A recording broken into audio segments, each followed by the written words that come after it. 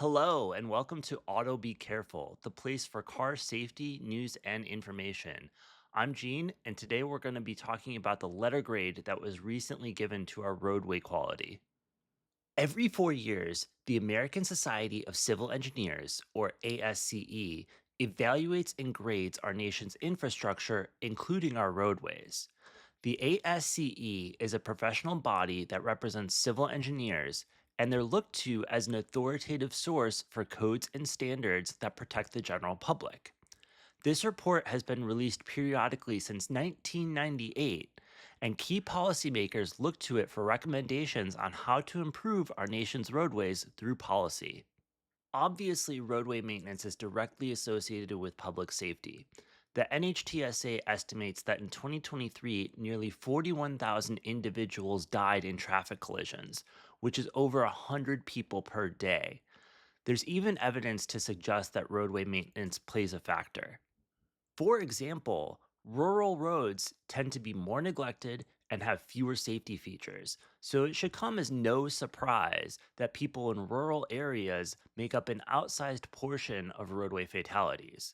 While only 19% of the population lives in rural communities, they make up 47% of roadway deaths. Now, this report has been coming out for over a quarter of a century, so there's a lot of historical data to look at. You may be wondering, how do our nation's roadways look this year, and how does that compare to previous years? Well, this year, our roadway maintenance earned a D, plus, which is actually the same grade that we received when the report first came out in 1998. But that doesn't mean that we've been stagnant for the last 25 years. After the original report's release in 1998, our roadways actually began to decline, with a low point being 2009 when we earned a D minus. However, things have started to improve since then, with this year's D plus grade being earned for the first time since 2001. Obviously, even though our roadways are improving, D plus is still a terrible grade. Nearly 40% of our roadways are in poor or mediocre condition, with less than half of them being in good condition.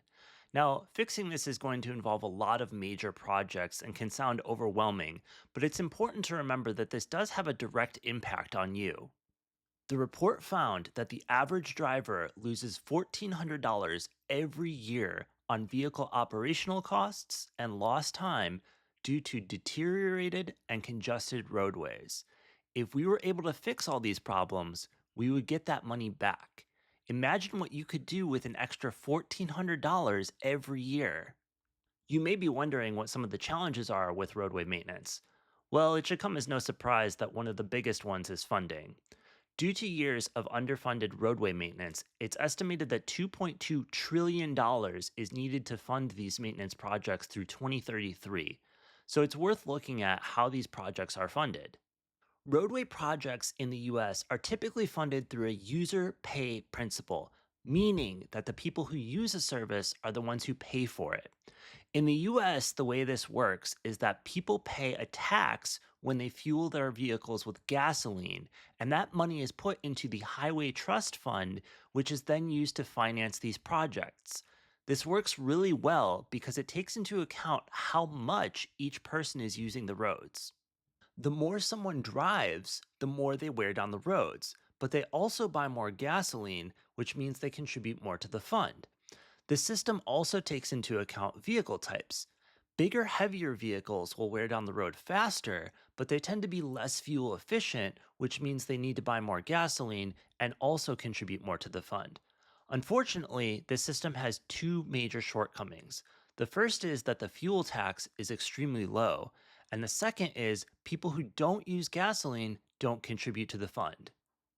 First, let's discuss our tax rate. Our current tax rate is 18.4 cents per gallon. As a point of comparison, the report highlights two other major industrialized countries, Germany and France.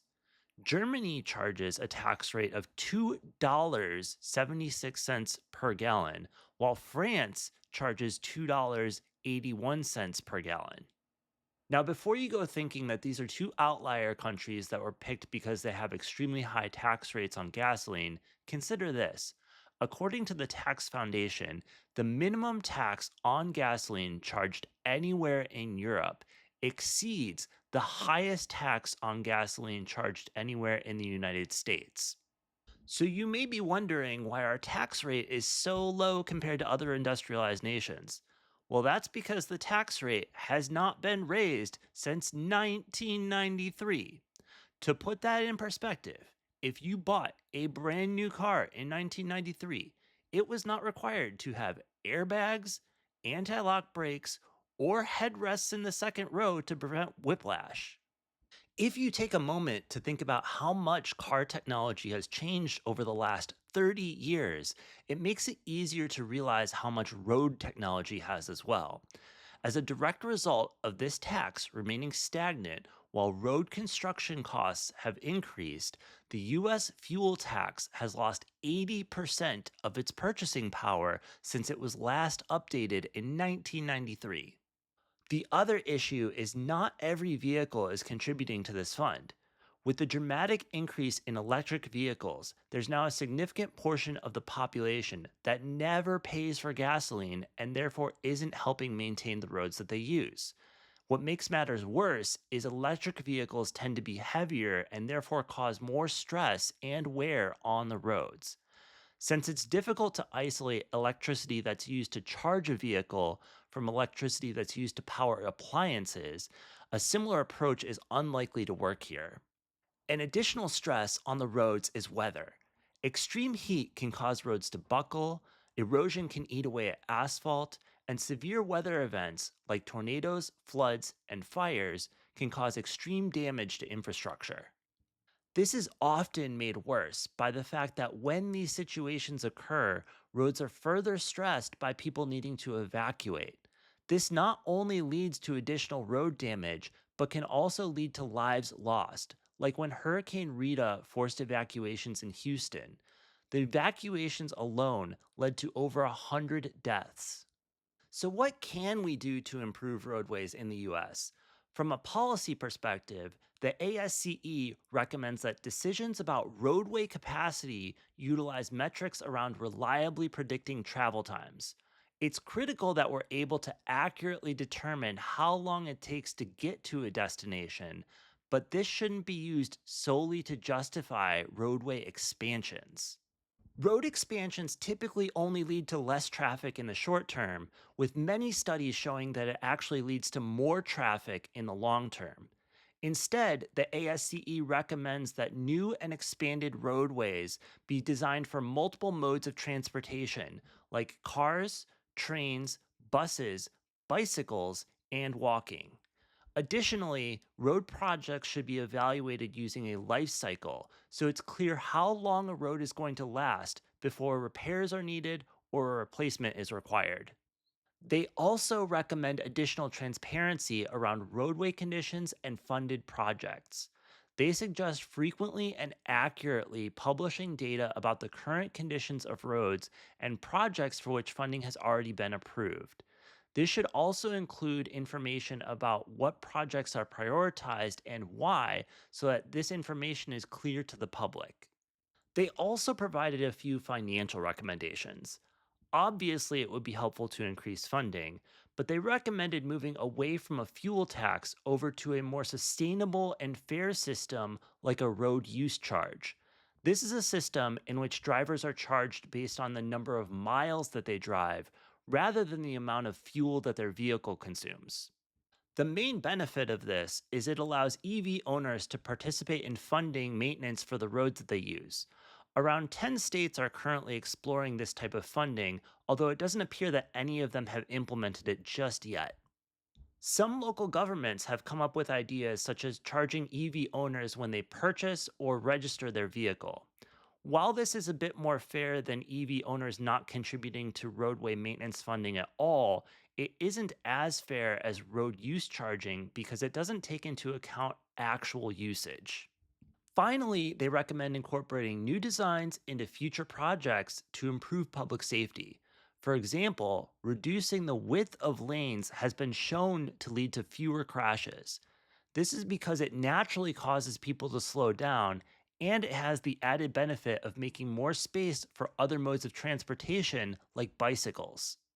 The report also highlights changes like incorporating asphalt art. This can improve the visibility of crosswalks and therefore increase pedestrian safety. Some local governments have also seen benefits from other changes in their roads. In Alexandria, Virginia, there weren't any traffic deaths in 2023 as the result of changes like reduced speed limits, traffic cameras in school zones, and no turn on red restrictions. In Hoboken, New Jersey, there hasn't been a single traffic related death since 2017 as the result of similar changes like reduced speed limits and the removal of parking spaces near intersections. The results of these updates are extremely promising and show that certain changes can make our roadways safer for everyone. So that's a look at roadway infrastructure safety for 2025 and some of the recommendations that would improve our score for next time.